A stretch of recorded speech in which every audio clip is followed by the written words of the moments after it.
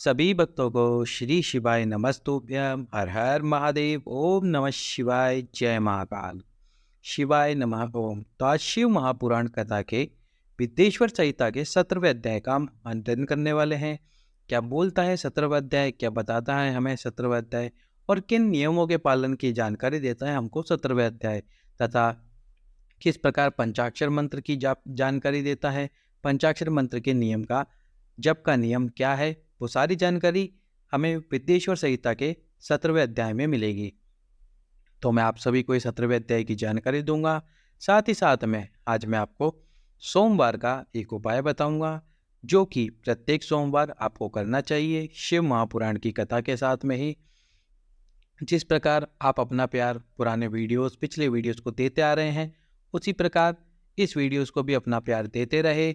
Video को like, channel को subscribe और वीडियो को अधिक से अधिक लोगों के पास में शेयर करते रहे, ताकि वे सभी लोग शिव महापुराण की ये कथा सुनकर भगवान शिव की कृपा प्राप्त करें, भगवान शिव का अनुग्रह करें। तो चलिए पढ़ते हैं और सुनते हैं हम शिव महापुराण की कथा का विद्येश्वर संहिता का 17वां अध्याय। षडलिंग स्वरूप का प्रणव का महात्म्य, उसके सूक्ष्म आकार यानी ओंकार और स्थूल आकार पंचाक्षर मंत्र का विवेचन, उसके जप की विधि एवं महिमा, कार्य ब्रह्म के लोकों से लेकर कारण रुद्र के लोकों तक का विवेचन करके कालातीत पंचावरण विशिष्ट शिवलोक के अनिवर्चनीय वैभव का निरूपण तथा शिव भक्तों के सत्कारी महत्ता। तो ऋषिगण बोले, हे महामुन, हे प्रभु, आप हमारे लिए क्रमशः षडलिंग स्वरूप प्रणव का महात्म्य तथा शिव भक्तों के पूजन की विधि बतलाइए। सूत जी ने कहा, महर्षियों, आप लोग तपस्या के धनी हैं। आपने ये बड़ा सुंदर प्रश्न किया है, किंतु जिसका ठीक ठीक उत्तर महादेव जी ही जानते हैं, दूसरा कोई नहीं। भगवान शिव ही इसका सही उत्तर जानते हैं, स्वयं सूत जी को भी इसका उत्तर नहीं पता। तथापि भगवान शिव की कृपा से ही मैं इस विषय का वर्णन करूंगा। वे भगवान शिव हमारी और आप लोगों की रक्षा का महान बारंबार स्वयं ही ग्रहण करें। नाम है प्रकृति से उत्पन्न संसार रूपी महासागर का। प्रणव इसे पार कराने के लिए दूसरी नाव है। इसलिए विद्वान इस ओंकार वाले प्रणव की संज्ञा देते हैं। ओंकार अपने जप करने वाले साधकों से कहता है, प्रपंच ना नहीं है, वह तुम लोगों के लिए। अतः इस भाव को लेकर भी ज्ञानी पुरुष ओम को प्रणव नाम से जानते हैं। इसका दूसरा भाव यह है, प्रकर्षणे न नेत व यशुमान मोक्षम इति वा प्रणवः, अर्थात ये तुम सब उपासकों को बलपूर्वक मोक्ष तक पहुंचा देगा। इस अभिप्राय से भी ऋषि मुनि प्रणव कहते हैं। अपना जप करने वाले योगियों के तथा अपने इस मंत्र की पूजा करने वाले उपासकों के समस्त कर्मों का नाश करके यह दिव्य नूतन ज्ञान देता है, इसलिए भी इसका नाम प्रणव है। उन माया रहित महेश्वर को ही नव अर्थात नूतन कहते हैं। वे परमात्मा प्रकृष्ट रूप से नव अर्थात शुद्ध स्वरूप हैं, इसलिए प्रणव कहलाते हैं। प्रणव साधक को नव अर्थात नवीन शिव स्वरूप कर देता है, इसलिए भी विद्वान पुरुष उसे प्रणव कहते हैं, अथवा प्रकृष्ट रूप से नव दिव्य परमात्म ज्ञान प्रकट करता है, इसलिए वह प्रणव कहा गया है। प्रणव के दो भेद बताए गए हैं, स्थूल और सूक्ष्म। एक अक्षर रूप जो ओम है उसे सूक्ष्म रूप प्रणव जानना चाहिए, और नमः शिवाय इसे 5 अक्षर वाले मंत्र को स्थूल प्रणव समझना चाहिए। जिसमें 5 अक्षर व्यक्त नहीं है वह सूक्ष्म है, और जिसमें 5 अक्षर सुस्पष्ट रूप से व्यक्त हैं वह स्थूल है। जीवन मुक्त पुरुष के लिए सूक्ष्म प्रणव के जप का विधान है, वही उसके लिए समस्त साधनों का सार है। यद्यपि जीवन मुक्ति के लिए किसी साधन की आवश्यकता नहीं है, क्योंकि वह सिद्ध स्वरूप है, तथा दूसरों की दृष्टि में जब तक उसका शरीर रहता है तब तक उसके द्वारा प्रणव जप की सहज साधना स्वतः होती रहती है। वे अपनी देह का विलय होने तक सूक्ष्म प्रणव मंत्र का जप और उसके अर्थभूत परमात्म तत्व का अनुसंधान करता रहता है। जब शरीर नष्ट हो जाता है तब वह पूर्ण ब्रह्मस्वरूप शिव को प्राप्त कर लेता है, यह सुनिश्चित है। जो केवल मंत्र का जप करता है उसे निश्चय ही योग की प्राप्ति होती है। जिसने 36 करोड़ मंत्र का जप कर लिया हो उसे अवश्य ही योग प्राप्त हो जाता है। सूक्ष्म प्रणव के भी ह्रस्व और दीर्घ के भेद से दो रूप जानने चाहिए। अकार, उकार, मकार, बिंदु, नाद, शब्द, काल और कला, इनसे युक्त जो प्रणव है उसे दीर्घ प्रणव कहते हैं। वह योगियों के हृदय में स्थित होता है। मकार पर्यंत जो ओम है वह अ, उ और म इन तीन तत्वों से युक्त है। इसी को ह्रस्व प्रणव कहते हैं। अ शिव है, उ शक्ति है और मकार इन दोनों की एकता है। वह त्रितत्व रूप है। ऐसा समझकर ह्रस्व प्रणव का जप करना चाहिए। जो अपने समस्त पापों का क्षय करना चाहते हैं उनके लिए इस ह्रस्व प्रणव का जप अत्यंत आवश्यक है। पृथ्वी, जल, तेज, वायु और आकाश, ये 5 भूत तथा शब्द, स्पर्श आदि इनके 5 विषय, ये सब मिलकर 10 वस्तुएं मनुष्य की कामना के विषय हैं। इनकी आशा मन में लेकर जो कर्मों के अनुष्ठान में संलग्न होते हैं वे 10 प्रकार के पुरुष प्रवृत्त अथवा प्रवृत्ति मार्गी कहलाते हैं। तथा जो निष्काम भाव से शास्त्र विहित कर्मों का अनुष्ठान करते हैं वे निवृत्त अथवा निवर्ति मार्गी कहे गए हैं। प्रवृत्त पुरुषों को ह्रस्व प्रणव का ही जप करना चाहिए और निवृत्त पुरुषों को दीर्घ प्रणव का। व्यतियों तथा अन्य मंत्रों के साथ आदि में इच्छा अनुसार शब्द और कला से युक्त प्रणव का उच्चारण करना चाहिए। वेद के आदि में और दोनों संध्याओं की उपासना के समय भी ओंकार का उच्चारण करना चाहिए। प्रणव का 9 करोड़ जप करने से मनुष्य शुद्ध हो जाता है। पुनः 9 करोड़ जप का करने से वह पृथ्वी तत्व पर विजय पा लेता है। तत्पश्चात पुनः 9 करोड़ का जप करके वह जल तत्व को जीत लेता है। पुनः 9 करोड़ जब से वह अग्नि तत्व पर विजय पाता है। तदंतर फिर वह 9 करोड़ जप करके वायु तत्व पर विजय पाता है और फिर 9 करोड़ के जप से आकाश को अपने अधिकार में कर लेता है। इसी प्रकार 9 करोड़ का जप करके वह क्रमशः गंध, रस, रूप, स्पर्श, शब्द पर विजय पाता है। इसके बाद फिर 9 करोड़ का जप करके अहंकार को भी जीत लेता है। हे दुजो, मनुष्य 1000 मंत्रों के जप करने से नित्य शुद्ध होता है। इसके अनंततर अपनी सिद्धि के लिए जप किया जाता है। इस तरह 108 करोड़ प्रणव का जप करके उत्कृष्ट बोध को प्राप्त हुआ पुरुष शुद्ध योग प्राप्त कर लेता है। शुद्ध योग से युक्त होने पर वह जीवन मुक्त हो जाता है, इसमें संशय नहीं है। सदा प्रणव का जप और प्रणव रूपी शिव का ध्यान करते करते समाधि में स्थित हुआ महायोगी पुरुष साक्षात शिव ही है, इसमें संशय नहीं है। पहले अपने शरीर में प्रणव के ऋषि, छंद और देवता आदि का न्यास करके फिर जप आरंभ करना चाहिए। आकार आदि मात्र का वर्णों से युक्त प्रणव का अपने अंगों में न्यास करके मनुष्य ऋषि हो जाता है। मंत्रों के 10 विध संस्कार, मृत का न्यास तथा षडोपछेदन आदि के साथ संपूर्ण न्यास का फल उसे प्राप्त हो जाता है। प्रवृत्ति तथा प्रवृत्ति निवृत्ति से मिश्रित भाव वाले पुरुषों के लिए स्थूल प्रणव का जप ही अभिष्ट का साधक है। क्रिया, तप और जप के योग से शिव योगी 3 प्रकार के होते हैं। वह क्रमशः क्रिया योगी, तपोयोगी और जप योगी कहलाते हैं। जो धन आदि वैभव से पूजा सामग्री का संचय करके हाथ आदि अंगों से नमस्कार आदि क्रिया करते हुए इष्ट देव की पूजा में लगा रहता है वह क्रिया योगी कहलाता है। पूजा में संलग्न रहकर जो परिमित भोजन करता हुआ बाह्य इंद्रियों को जीतकर वश में किया रहता है और मन को भी वश में करके पर दो आदि से दूर रहता है वह तपोयोगी कहलाता है। इन सभी सद्गुणों से युक्त होकर जो सदा शुद्ध भाव से रहता है तथा समस्त काम आदि दोषों से रहित हो शांति चित्त से निरंतर जप किया रहता है उसे महात्मा पुरुष जप योगी मानते हैं। जो मनुष्य 16 प्रकार के उपचारों से शिव योगी होकर महात्माओं की पूजा करता है वह शुद्ध होकर सालोक्य आदि के क्रम से उत्तरोत्तर उत्कृष्ट मुक्ति को प्राप्त कर लेता है। हे दुजो, अब मैं जप योग का वर्णन करता हूँ, आप सब लोग ध्यान देकर सुने। तपस्या करने वाले के लिए जप का उद्देश्य किया गया है क्योंकि वह जप करते करते अपने आप को सर्वथा शुद्ध यानी कि निष्पाप कर लेता है। हे ब्राह्मणों, पहले नमः पद को, उसके बाद चतुर्थी विभक्ति में शिव शब्द को, जो पंचतत्वात्मक नमः शिवाय मंत्र होता है, इसे शिव पंचाक्षर कहते हैं। तो आज आप जानते हैं शिव पंचाक्षर मंत्र। शिव पंचाक्षर जो मंत्र होता है वो होता है नमः शिवाय। अब यहीं पर आपको हम एक और जानकारी दे देते हैं। जब भी पुरुष वर्ग यानी कि जो पुरुष है वो जब भी ओम नमः शिवाय का जप करे तो वह हमेशा ही ओम नमः शिवाय का ही जप करे। और जो माताएं बहनें हैं, जो भी स्त्रियां हैं, वह जो ओम नमः शिवाय का मंत्र होता है, इसको ओम नमः शिवाय की जगह नमः शिवाय ओम इस प्रकार से उल्टा उनको ये मंत्र बोलना चाहिए। कैसे? जैसे ये नमः शिवाय, इसके अंत में आपको लगाना है ओम।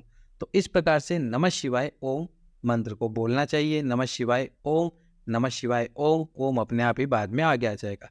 नमः शिवाय ओम, नमः शिवाय ओम, नमः शिवाय ओम, नमः शिवाय ओम। इस प्रकार से माताओं बहनों को ये ओम नमः शिवाय वाला मंत्र जप करना चाहिए। तो इसे शिव पंचाक्षर कहते हैं। ये स्थूल प्रणव रूप है। इसे पंचाक्षर के जप से ही मनुष्य संपूर्ण सिद्धियों को प्राप्त कर लेता है। पंचाक्षर मंत्र के आदि में ओंकार लगाकर ही सदा उसका जप करना चाहिए। हे द्विजो, गुरु के मुख से पंचाक्षर मंत्र का उपदेश पाकर जहाँ सुख पूर्वक निवास किया जा सके, ऐसी उत्तम भूमि पर महीने के पूर्व पक्ष यानी कि शुक्ल में प्रतिपदा से आरंभ करके कृष्ण पक्ष की चतुर्दशी तक निरंतर जप करता रहे। माघ और भादों के महीने अपना विशिष्ट महत्व रखते हैं। यह समय सब समयों से अतोत्तम माना गया है। साधक को चाहिए कि वे प्रतिदिन एक बार परिमित भोजन करें, मौन रहे, इंद्रियों को वश में रखें, अपने स्वामी एवं माता पिता की नित्य सेवा करें। इस नियम से रहकर जप करने वाला पुरुष 1000 जप से ही शुद्ध हो जाता है, अन्यथा वह ऋणी होता है। भगवान शिव का निरंतर चिंतन करते हुए पंचाक्षर मंत्र का 5 लाख जप करे। जप काल में इस प्रकार ध्यान करें, कल्याणदाता भगवान शिव कमल के आसन पर विराजमान है। उनका मस्तक श्री गंगा जी तथा चंद्रमा की कला से सुशोभित है। उनकी बाई जांग पर आदिशक्ति भगवती उमा बैठी है। वहाँ खड़े हुए बड़े बड़े गण भगवान शिव की शोभा बढ़ा रहे हैं। महादेव जी अपने 4 हाथों में मृग मुद्रा, टंक तथा वर एवं अभय की मुद्राएं धारण किए हुए हैं। इस प्रकार सदा सब पर अनुग्रह करने वाले भगवान सदाशिव का बार बार स्मरण करते हुए हृदय तथा सूर्य मंडल में पहले उनकी मानसिक पूजा करके फिर पूर्वाभिमुख होकर पूर्वोत्तर पंचाक्षरी विद्या का जप करे। उन दिनों में साधक सदा शुद्ध कर्म ही करे, जबकि समाप्ति के दिन कृष्ण पक्ष की चतुर्दशी को प्रातःकाल नित्य कर्म संपन्न करके शुद्ध एवं सुंदर स्थान में शौच और संतोपचादी नियमों से युक्त होकर शुद्ध हृदय से पंचाक्षर मंत्र का 12,000 बार जप करे। तत्पश्चात सप्तनिक 5 ब्राह्मणों का जो श्रेष्ठ एवं शिव भक्त हो वर्ण करे। इनके अतिरिक्त एक श्रेष्ठ आचार्य भी वर्ण करे और उसे सांब सदाशिव का स्वरूप समझे। ईशान, तत्पुरुष, अघोर, वामदेव तथा सदोजात इन 5 के प्रतीक स्वरूप श्रेष्ठ और शिव भक्त ब्राह्मणों का वर्ण करने के पश्चात पूजन सामग्री को एकत्र करके भगवान शिव का पूजन आरंभ करे। विधि पूर्वक शिव जी की पूजा संपन्न करके होम आरंभ करे। अपने ग्रह सूत्र के अनुसार मुखांत कर्म के करने के अर्थात परिसमूहन, उपलेपन, उल्लेखन, मृद उद्गरण और अभ्यूषण इन पंचभूत संस्कारों के पश्चात वेदी पर स्वाभिमुख अग्नि को स्थापित करके कुशकंडिका करने के अनंतर प्रज्वलित अग्नि में आज्य भागंत आहुति देकर पश्चात होम का कार्य आरंभ करे। कपिला गाय के घी से 11, 100 अथवा 1000 आहुतियाँ स्वयं ही दे अथवा विद्वान पुरुष शिव भक्त ब्राह्मणों से 108 आहुतियाँ दिलाए। होम कर्म समाप्त होने पर गुरु को दक्षिणा के रूप में एक गाय और बैल देने चाहिए। ईशान आदि के प्रतीक रूप जिन 5 ब्राह्मणों का वर्ण किया गया हो उनको ईशान आदि का ही स्वरूप समझे तथा आचार्य को सांब सदाशिव का स्वरूप माने। इसी भावना के साथ उन सब के चरण धोए और उनके चरणोदक से अपने मस्तक को सींचे। ऐसा करने से वह साधक 36 करोड़ तीर्थों में स्नान करने का फल तत्काल प्राप्त कर लेता है। उन ब्राह्मणों को भक्तिपूर्वक दशांग अन्न देना चाहिए। गुरु पत्नी को पराशक्ति मानकर उनका भी पूजन करे। ईशान आदि क्रम से उन सभी ब्राह्मणों का उत्तम अन्न से पूजन करे। अपने वैभव विस्तार के अनुसार रुद्राक्ष, वस्त्र, बड़ा और पुआ आदि समर्पित करे। तदंतर दिक्पाल आदि को बलि देकर ब्राह्मणों को भरपूर भोजन कराएं। इसके बाद देवेश्वर शिव से प्रार्थना करके अपना जप समाप्त करे। इस प्रकार पुरुष चरण करके मनुष्य उस मंत्र को सिद्ध कर लेता है। फिर 5 लाख जप करने से उसके समस्त पापों का नाश हो जाता है। तदंतर पुनः 5 लाख जप करने पर मनुष्य अतल से लेकर सत्यलोक के लोगों का ऐश्वर्य प्राप्त कर लेता है। यदि अनुष्ठान पूर्ण होने के पहले बीच में ही साधक की मृत्यु हो जाए तो वह परलोक में उत्तम भोग भोगने के पश्चात पुनः पृथ्वी पर जन्म लेकर पंचाक्षर मंत्र के जप का अनुष्ठान करता है। समस्त लोगों का ऐश्वर्य पाने के पश्चात मंत्र को सिद्ध करने वाला वह पुरुष यदि पुनः 5 लाख जप करे तो वह उसे ब्रह्मा जी का सामीप्य प्राप्त होता है। पुनः 5 लाख जप करने से उसे सारूप्य नामक ऐश्वर्य प्राप्त होता है। 100 लाख जप करने से वह साक्षात ब्रह्मा के समान हो जाता है। इस तरह कार्य ब्रह्म का सायुज्य प्राप्त करके वह उस ब्रह्म का प्रलय होने तक दूसरे लोकों में यथेष्ट भोग भोगता है। फिर दूसरे कल्प का आरंभ होने पर वह ब्रह्मा जी का पुत्र होता है। उस समय फिर तपस्या करके वे दिव्य तेज से प्रकाशित होकर वह क्रमशः मुक्त हो जाता है। पृथ्वी आदि कार्य रूप भूतों द्वारा पाताल से लेकर सत्यलोक पर्यंत ब्रह्मा जी के 14 लोक क्रमशः निर्मित हुए हैं। सत्यलोक से ऊपर क्षमालोक तक जो 14 भुवन है वे भगवान विष्णु के लोक हैं। उस क्षमालोक वाले श्रेष्ठ बैकुंठ में महाभोगी कार्य विष्णु कार्य लक्ष्मी सहित सबकी रक्षा करते हुए विराजमान रहते हैं। क्षमालोक से ऊपर शुचिलोक पर्यंत 28 भुवन स्थित हैं। शुचिलोक के अंतर्गत कैलाश में प्राणियों का संहार करने वाले रुद्रदेव विराजमान हैं। शुचिलोक से ऊपर अहिंसा लोक पर्यंत 56 भुवनों की स्थिति है। अहिंसा लोक का आश्रय लेकर जो ज्ञान कैलाश नामक नगर शोभा पाता है उसमें कार्यभूत महेश्वर सबको अदृश्य करके रहते हैं। अहिंसा लोक के अंत में काल चक्र की स्थिति है। तदंतर कालातीत स्थित है जहाँ काल चक्रेश्वर नामक शिव माहिष धर्म का आश्रय लेकर सबको काल से संयुक्त किए रहते हैं। असत्य, अशुचि, हिंसा, निर्दयता ये असत्य आदि चार पाद काम रूप धारण करने वाले शिव के अंश हैं। नास्तिक युक्त लक्ष्मी, दूसंग, वेदबाह्य शब्द, क्रोधरसंग, कृष्णवर्ण ये महामहिष के रूप वाले हैं। यहाँ तक महेश्वर के विराट स्वरूप का वर्णन किया गया है। वहीं तक लोगों का तिरोधान अथवा लय होता है। उससे नीचे कर्मभोग होता है और उससे ऊपर ज्ञान का भोग। उसके नीचे कर्म माया है और उसके ऊपर ज्ञान माया। अब मैं कर्म माया और ज्ञान माया का तात्पर्य बता रहा हूँ आप सभी को। माँ का अर्थ है लक्ष्मी, उससे कर्म भोग याद प्राप्त होता है, इसलिए वह माया अथवा कर्म माया कहलाती है। इसी तरह माँ अर्थात लक्ष्मी से ज्ञान भोग याद अर्थात प्राप्त होता है, इसलिए उसे माया या ज्ञान माया कहा गया है। उपयुक्त सीमा से नीचे नश्वर भोग है और ऊपर नित्य भोग। उससे नीचे ही तिरोधान अथवा लय है, ऊपर तिरोधान नहीं होता। वहाँ से नीचे ही कर्म में पाशों द्वारा बंधन होता है। ऊपर बंधन का सदा अभाव है। उससे नीचे ही जीव सकाम कर्मों का अनुसरण करते हुए विभिन्न लोगों और योनियों में चक्कर काटते हैं। उससे ऊपर के लोगों में निष्काम कर्म भाव का ही भोग बताया गया है। बिंदु पूजा में तत्पर रहने वाले उपासक वहाँ से नीचे के लोकों में ही घूमते हैं। उसके ऊपर से निष्काम भाव से शिवलिंग की पूजा करके उपासक ही जाते हैं। उसके नीचे शिव के अतिरिक्त अन्य देवताओं की पूजा करने वाले घूमते रहते हैं। जो एकमात्र शिवी उपासना में तत्पर हैं वे उससे ऊपर के लोकों में जाते हैं। वहाँ से नीचे जीव कोटि है और ऊपर ईश्वर कोटि। नीचे संसारी जीव रहते हैं और ऊपर मुक्त लोग। प्राकृत द्रव्य से पूजा करने वाले उसके नीचे रहते हैं और पौरुष द्रव्यों से पूजा करने वाले उससे ऊपर जाते हैं। उसके नीचे शक्तिलिंग है और उसके ऊपर शिवलिंग। उसके नीचे सगुण लिंग है और उसके ऊपर निर्गुण। उसके नीचे कल्पित लिंग है और उसके ऊपर कल्पित नहीं। उसके नीचे आदि भौतिक लिंग है और उसके ऊपर आध्यात्मिक लिंग। उसके नीचे 112 शक्ति लोक है। उसके नीचे बिंदु रूप और उसके ऊपर नाथ स्वरूप। उसके नीचे कर्म लोक है और उसके ऊपर ज्ञान लोक। इसी प्रकार उसके ऊपर मंद और अहंकार का नाश करने वाली नम्रता है। वहाँ जन्म जनित तिरोधान नहीं है। उसका निवारण किए बिना वहाँ किसी का प्रवेश संभव नहीं है। इस प्रकार तिरोधान का निवारण करने से वहाँ ज्ञान शब्द का अर्थ ही प्रकाशित होता है। आदि भौतिक पूजा करने वाले लोग उससे नीचे के लोकों में ही चक्कर काटते हैं। जो आध्यात्मिक उपासना करने वाले हैं वे उससे ऊपर को जाते हैं।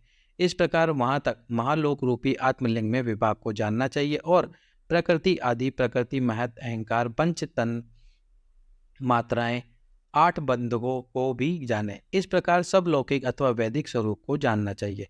जो सत्य अहिंसा आदि धर्मों से युक्त होकर भगवान शिव के पूजन में तत्पर रहते हैं वे अधर्म रूप वैसे पर आरूढ़ काल चक्र को पार कर जाते हैं।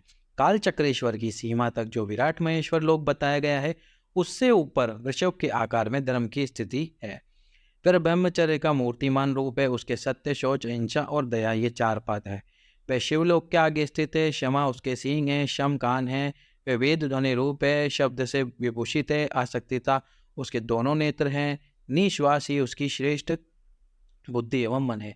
क्रिया आदि धम रूपी जो वृषभ है वे कारण आदियों में सर्वथा स्थित है। ऐसा जानना चाहिए। उसे क्रिया रूप वृषभार कर धर्म पर कालातीत शिव आरूढ़ होते हैं। ब्रह्मा विष्णु महेश्वर की जो अपनी अपनी आयु है उसी को दिन कहते हैं। जहाँ धर्म रूपी वृषभ की स्थिति है उससे ऊपर न दिन है न रात्रि है और वहाँ जन्म मरण आदि भी नहीं है। फिर कारण रूप ब्रह्मा के भी 5 सत्यलोक पर्यंत 14 लोक स्थित हैं जो पंचभौतिक गंध से आदि से परे हैं। उनकी सनातन स्थिति सूक्ष्म गंध ही उनका स्वरूप है। इसके ऊपर कारण रूप विष्णु के 14 लोक स्थित हैं। उनसे भी ऊपर फिर कारण रूपी रुद्र के 28 लोकों की स्थिति मानी गई है। फिर उनसे भी ऊपर कारणेश शिव के 56 लोक विद्यमान है। तदंतर शिव सम्मत ब्रह्मचर्य लोक और वहीं 5 आवरणों से युक्त ज्ञान में कैलाश है। वहाँ पर 5 मंडलों 5 ब्रह्म कलाओं और आदि शक्ति से संयुक्त आदिलिंग प्रतिष्ठित है। उसे परमात्मा शिव का शिवालय कहा गया है। वहीं पराशक्ति से युक्त परमेश्वर शिव निवास करते हैं। सृष्टि पालन संहार तिरोभाव और अनुग्रह इन 5 कृत्यों से प्रवीण है। उनका श्री विग्रह सच्चिदानंद स्वरूप है। वे सदा ध्यान रूपी धर्म में स्थित रहते हैं और सदा सब पर अनुग्रह किया करते हैं। वे स्वात्माराम और समाधि रूपी आसन पर आसन्न हो सुशोभित होते हैं।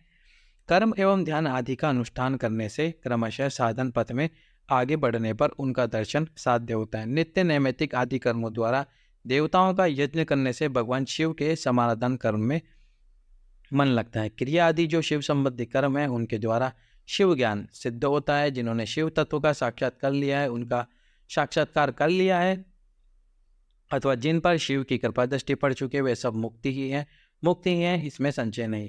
आत्मस्वरूप से जो स्थित है वही मुक्ति है। एकमात्र अपने आत्मा में रमण या आनंद का अनुभव करना ही मुक्ति का स्वरूप है। जो पुरुष क्रिया तप ज्ञान और ध्यान रूपी धर्मों में भली भांति स्थित है वह शिव का साक्षात्कार करके स्वर आत्मा स्वरूप मोक्ष को भी प्राप्त कर लेते हैं। जैसे सूर्य अपनी किरणों से अशुद्धि को दूर कर देता है उसी प्रकार कृपा करने में कुशल भगवान शिव अपने भक्त के अज्ञान को मिटा देते हैं। अज्ञान की निवृत्ति हो जाने पर शिव ज्ञान स्वतः प्रकट हो जाता है। शिव ज्ञान से अपना विशुद्ध स्वरूप आत्मतत्व प्राप्त होता है और आत्मरत्व की सम्यक सिद्धि हो जाने पर मनुष्य कृतकृत्य हो जाता है। शिव मंत्र का 100 लाख जप करने से ब्रह्म पद की प्राप्ति होती है और फिर 100 लाख जप करने से विष्णु पद की प्राप्ति होती है। पुनः 100 लाख शिव मंत्र का जप करने से रुद्र का पद प्राप्त होता है। उसके बाद फिर से 100 लाख जप करने से ऐश्वर्यमय पद की प्राप्ति होती है। फिर इसी प्रकार सम्यक रूप से जप करने पर शिवलोक के आदिभूत अर्थात शिवलोक के आधारभूत निर्माता काल चक्र को प्राप्त किया जाता है। यह काल चक्र 5 चक्रों से युक्त होता है जो एक के पश्चात एक में स्थित है। षष्ठी और मोह से युक्त ब्रह्म चक्र भोग तथा मोह से युक्त वैष्णव चक्र कोप एवं मोह से युक्त रौद्र चक्र ब्राह्मण से युक्त ईश्वर चक्र और ज्ञान तथा मोह से युक्त शिव चक्र, ऐसा 5 चक्रों के विषय में बुद्धिमानों का कहना है। पुनः 10 करोड़ पहले हमको बताया गया था 5 लाख बार, अब 10 करोड़ मंत्र का शिव जप करने पर ब्रह्मपद प्राप्त हो जाता है। 10 करोड़ का यदि आप जप करते हैं तो आपको ब्रह्मपद प्राप्त होता है। तदंतर 10 करोड़ जप करने से ऐश्वर्युक्त पद की प्राप्ति हो जाती है। इस प्रकार क्रमशः जप करता हुआ प्राणी महान ओजस्विनी विष्णु के पद को प्राप्त होता है। पुनः उसी क्रम से जपता हुआ महात्माओं के उस ऐश्वर्य पद को प्राप्त करता है। बिना सावधानी किए 105 करोड़ मंत्रों का जप करने के पश्चात वे प्राणी 5 आवरणों पशु पाश माया शक्ति क्रोध से बाहर स्थित शिवलोक प्राप्त करता है। वहाँ उस शिवलोक में राज संमंडप है, नंदीश्वर का उत्तम निवास है, तपस्या रूपी वृषभ वहीं पर दिखाई देता है। वहीं पर 5 आवरणों से बाहर सजोजत अर्थात तत्काल आवरण रहित हुए भगवान शिव का स्थान है। पुनः चतुर्थ आवरण में वामदेव का स्थान है। उसके पश्चात तृतीय आवरण में अघोर शिव का, दूसरे आवरण में सांब शिव का मंगलमय तथा प्रथम आवरण में ईशान शिव का स्थान है। इसके पश्चात पंचक मंडप है, वहाँ ध्यान और धर्म का निवास है। तदंतर चतुर्थ मंडप है, वहाँ पर चंद्रशेखर की मूर्ति से युक्त भगवान बलिनाथ का वास स्थान है जो पूर्ण अमृत को प्रदान करने वाला है। तृतीय मंडप में सोम स्कंद का परम निवास स्थान है। उसके पश्चात द्वितीय मंडप है आसक्ति लोक जिसे नृत्य मंडप कहते हैं। प्रथम मंडप में मूल माया का स्थान है, वहाँ पर अत्यंत शोभा वास करती है। उसके परे गर्भगृह है जहाँ पर शिवलिंग का स्थान है। नंदी स्थान के पश्चात शिव के वैभव को कोई नहीं जान सकता। नंदीश्वर बाहर रहकर शिव के पंचाक्षर मंत्र की उपासना करते हैं। तो अब हम आपको यहीं पे सोमवार का उपाय बताते हैं।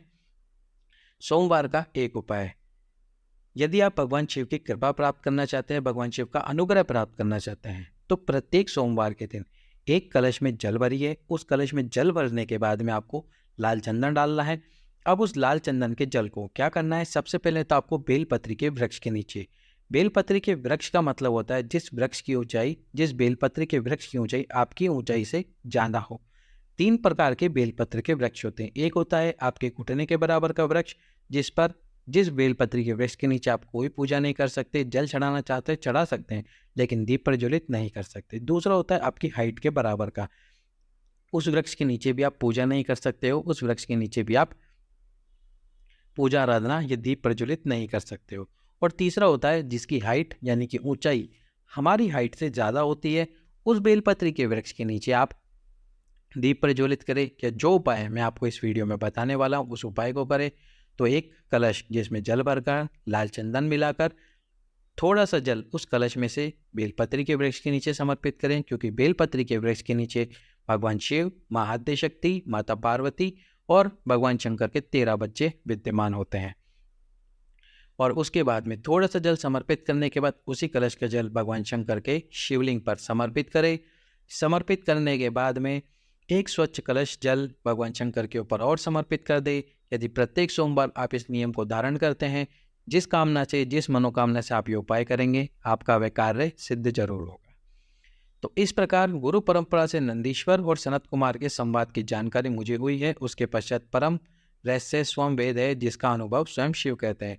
आस्तिक जनों का कहना है कि साक्षात शिव की कृपा से शिवलोक के ऐश्वर्य को जान सकते हैं, अन्यथा असंभव है। इस प्रकार शिव का साक्षात्कार प्राप्त कर जितेंद्र ब्राह्मण मुक्त हो जाते हैं, अर्थात मोक्ष को प्राप्त कर लेते हैं। अब मैं अन्य क्षत्रियोदय वर्णों के विषय में वर्णन करूंगा, उसे आदरपूर्वक आप सुने। यदि ब्राह्मण को आयु प्राप्त करने की इच्छा है तो उसे गुरु के द्वारा बताए गए उपदेश के अनुसार इस शिव के पंचाक्षर मंत्र का विधि पूर्वक 5 लाख जप करना चाहिए। पंचाक्षर मंत्र कौन सा? नमः शिवाय। यदि स्त्री इससे तो अर्थात स्त्री योनि से मुक्त होना चाहती है तो वह 5 लाख पंचाक्षर मंत्र का जप करे। उन मंत्रों के प्रभाव से पुरुष का जन्म लेकर वह क्रमशः मुक्त हो जाती है। क्षत्रिय 5 लाख मंत्रों का जप करके क्षत्रियत्व को दूर कर लेता है, अर्थात क्षत्रिय वर्ण में रहने वाले गुणों से वह मुक्त हो जाता है। तदंतर उन्हें 5 लाख मंत्रों का जप करने पर वह ब्राह्मण हो जाता है। फिर उतने ही मंत्रों के जप से मंत्र सिद्धि प्राप्त हो जाती है और तत्पश्चात उसी क्रम से 5 लाख मंत्रों का जप करने पर वह मनुष्य मुक्त हो जाता है। वैश्य पंचलक्ष्य मंत्रों का जप करने से अपने वैश्यत्व का परित्याग कर देता है। पुनः पंचलक्ष्य मंत्र का जप करने से वह मंत्र क्षत्रिय कहलाने का अधिकारी हो जाता है। इसके बाद 5 लाख मंत्रों का जप करने से शत्रुत्व को दूर कर लेता है। तदंतर पुनः पंचलक्ष्य मंत्र का जप करके मंत्र ब्राह्मण कहलाने वाला अधिकारी हो जाता है। इसी प्रकार शूद्र भी मंत्र के अंत में नमः शिवाय शब्द लगाकर 25 लाख मंत्रों का जप करता है तो वह शूद्र मंत्र विपत्व को प्राप्त द्विज यानी कि ब्राह्मण हो जाता है। चाहे स्त्री हो, पुरुष हो, ब्राह्मण हो या अन्य कोई वर्ण हो, पंचाक्षर मंत्र का जप करने से सभी शुद्ध हो जाते हैं। जो कामना पूर्ति के लिए आतुर है उसे चाहिए कि वह नमः को आदि अंत में लगाकर शिव मंत्र का सदैव जप करे। स्त्रियां तथा शूद्रों के लिए मंत्र जप का जैसा स्वरूप कहा गया उसी के अनुसार गुरु को भी चाहिए कि वह उन्हें निर्देश दे। साधक को चाहिए कि वह 5 लाख जप करने के पश्चात भगवान शिव की प्रसन्नता के लिए महाभिषेक एवं नैवेद्य निवेदन करके शिव भक्तों का पूजन करे। शिव भक्त की पूजा से भगवान शिव बहुत प्रसन्न होते हैं। शिव और उनके भक्तों में कोई भेद नहीं है, वे साक्षात शिव स्वरूप ही हैं। शिव स्वरूप मंत्र को धारण करके वह शिव ही हो जाता है।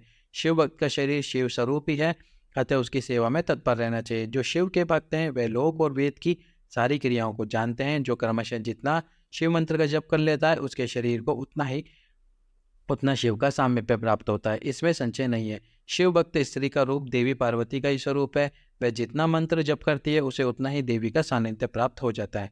बुद्धिमान व्यक्ति को शिव का पूजन करना चाहिए, इससे वह साक्षात मंत्र हो जाता है। साधक स्वयं शिव स्वरूप होकर पराशक्ति का पूजन करे। शक्ति वेर यानी कि मूर्ति तथा लिंग का चित्र बनाकर अथवा मिट्टी आदि से आकृति का निर्माण करके प्राण प्रतिष्ठा पूर्वक निष्कपट भाव से इसका पूजन करे। शिवलिंग को शिव मानकर अपने को शक्ति स्वरूप समझकर, शिवलिंग को देवी और अपने को शिव स्वरूप समझकर, शिवलिंग को नाद रूप तथा शक्ति को बिंदु रूप मानकर परस्पर सटे हुए शिव शक्ति लिंग और शिवलिंग के प्रति उप प्रदान और प्रदान की भावना रखते हुए जो शिव और शक्ति का पूजन करता है वह मूल रूपी भावना करने के कारण शिव रूप भी है। भक्त शिव मंत्र रूप होने के कारण शिव के ही स्वरूप है। जो 16 उपचारों से उनकी पूजा करता है उसे अभिष्ट वस्तु की प्राप्ति होती है। जो शिवलिंगोपासक शिव भक्त की सेवा आदि करके उसे आनंद प्रदान करता है उसे विद्वान उस विद्वान पर भगवान शिव बड़े प्रसन्न होते हैं। 5, 10 या 100 सपत्नीक शिव भक्तों को बुलाकर भोजन आदि के द्वारा पत्नी सहित उनका सदैव समादार करे। धन में, देह में, मंत्र में शिव भावना रखते हुए उन्हें शिव और शक्ति का स्वरूप जानकर निष्कपट भाव से उनकी पूजा करे। ऐसा करने वाला पुरुष शिव शक्ति स्वरूप होकर इस भूतल पर फिर जन्म नहीं लेता। शिव भक्ति की नाभि के नीचे का भाग ब्रह्म भाग तथा नाभि से ऊपर कंठ पर्यंत तक का भाग विष्णु भगवान और मुख शिवलिंग स्वरूप कहा गया है। मृत्यु के पश्चात जिनका दाह अधिक संस्कार हुआ हो अथवा जो दाह अधिक संसार से रहित हो, उन पितरों के उद्देश्य से शिव को ही आदि पितर मानकर उनकी पूजा करनी चाहिए। पुनः आदि माता शिव की शक्ति पूजा कर शिव भक्तों का पूजन करना चाहिए। ऐसा करने वाले पुरुष मरने के पश्चात क्रमशः पितृलोक को प्राप्त करता है, तदंतर उसे मुक्ति प्राप्त हो जाती है। 10 क्रियावान पुरुषों से युक्त योगियों की अपेक्षा एक तपोयुक्त प्राणी श्रेष्ठ है। 100 तपोयुक्तों की तपस्याओं की अपेक्षा एक जपयुक्त जापक विशिष्ट है। सहस्त्र जपयुक्त जापकों की अपेक्षा एक शिव ज्ञानी विशेष महत्व है। 1 लाख शिव ज्ञानियों से शिव का ध्यान करने वाला एक ध्यानी श्रेष्ठ है और करोड़ ध्यानियों की अपेक्षा शिव के लिए एक समाधि श्रेष्ठ है। इस प्रकार उत्तरोत्तर वैशिष्ट क्रम से की जाने वाली पूजा से प्राप्त फल में भी विशिष्टता आ जाती है, जिसको जानना विद्वानों के लिए भी कठिन है। इस कारण से शिव भक्त की महिमा को कौन मनुष्य जान सकता है। जो मनुष्य शिव शक्ति और शिव भक्त की पूजा भक्ति पूर्वक करता है, वह शिव स्वरूप होकर सदैव कल्याण को प्राप्त करता है। जो ब्राह्मण इस वेद सम्मत अध्याय को अर्थ सहित पढ़ता है, वह शिव ज्ञानी होकर शिव के साथ आनंद प्राप्त करता है। हे मुनीश्वरों, विद्वानों, पुरुषों को चाहिए कि वह यह अध्याय शिव भक्तों को सुनाए। हे बुद्धजनों, ऐसा करने से भगवान शिव की कृपा से अनुग्रह प्राप्त होता है।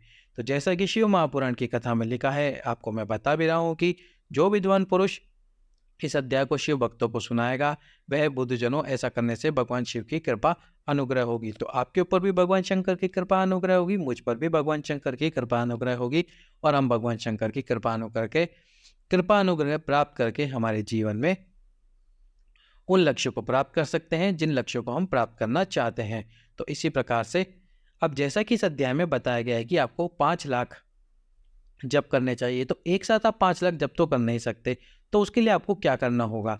तो उसके लिए आपको प्रतिदिन नियम धारण करना होगा। और वो नियम क्या होगा? जैसे कि मान लीजिए आप प्रतिदिन 108 जप करते हैं, ओम नमः शिवाय या नमः शिवाय ओम। वैसे तो जो पंचाक्षर मंत्र है नमः शिवाय, इसको ही आपको नमः शिवाय और अंत में लगा देना चाहिए ओम। इसी मंत्र को 108 बार जपे। जब आप इस मंत्र को 108 बार जपो तो साथ में आप ताली का नाद अवश्य ही करो, क्योंकि जब हम ताली का नाद करते हैं तो ये 108 जो जप हम कर रहे हैं, ये दुगने, तिगुने और चौगुने के बराबर हो जाता है। तो इस प्रकार प्रतिदिन यदि आप नियम से 108 बार ओम नमः शिवाय या नमः शिवाय ओम का जाप करते हो, नमः शिवाय ओम पंचाक्षर मंत्र का जाप करो और जाप करने के साथ साथ ताली का नाद करो। यदि प्रतिदिन आप ऐसा नियम धारण कर लेते हैं और प्रतिदिन ये कार्य करते हैं, तो भगवान शंकर की कृपा आपके ऊपर अवश्य होगी। लेकिन इसके लिए आपको स्वयं कोई धैर्य रखना होगा स्वयं में। यदि आप स्वयं धैर्य नहीं रखोगे, बिना धैर्य के कहोगे आज मैंने शुरू करा, कल ही मुझे फल प्राप्त हो, तो ऐसा नहीं होगा। क्योंकि भगवान शंकर जो है वो बोले हैं, और बोले हैं वे सब कुछ हमको दे देते हैं। भगवान विष्णु हमें हमारे भाग्य के बराबर देंगे, भगवान ब्रह्मा हमें हमारे कर्मों के बराबर कर देंगे। लेकिन जो शिव है वो हमें वो प्रदान कर देते हैं जो हमारे भाग्य में या कर्मों में नहीं लिखा होता है। लेकिन वो प्रदान करने के लिए हमको भगवान शंकर की अनुग्रह कृपा चाहिए, और उसके लिए भगवान बहुत परीक्षा लेते हैं। तो बस आप भी इसी प्रकार प्रतिदिन परीक्षा देते रहें। भगवान भोलेनाथ बहुत परीक्षा लेते हैं, और जब हम उस परीक्षा में सफल होते हैं तो फिर भगवान हमको वो सब कुछ प्राप्त करा देते हैं जिसकी हम कामना करते हैं भोले शंकर से, जिसकी हम मनोकामना करते हैं भगवान शंकर से। तो यदि आप भी चाहते हैं शिव के अनुग्रह आपके ऊपर हो, शिव की कृपा आपके ऊपर हो, लेकिन आपको आपके कर्मों को भी करते रहना होगा। शिव के अनुग्रह के लिए प्रतिदिन जो 5 लाख जप बताया गया है, वो 5 लाख जप एक दिन में नहीं होगा, लेकिन एक दिन अवश्य ही होगा। उसके लिए प्रतिदिन या तो 108 बार या 1008 बार आप मंत्र का जप करें, और फिर मंत्र जप करके बाबा से अनुग्रह प्राप्त करें। तो ये था शिव महापुराण की विद्येश्वर संहिता का 17वां अध्याय, जिसके बारे में हमने जाना क्या लिखा था 17वें अध्याय में, किस प्रकार से हमको पूजन अर्चना करनी चाहिए, किस प्रकार से हमको मंत्रों का जप करना चाहिए, कितनी बार मंत्रों का जप करना चाहिए, और कितनी बार मंत्रों का जप करने से हमें क्या प्राप्त होता है। तो सभी भक्तों को श्री शिवाय नमस्तुभ्यं। हर हर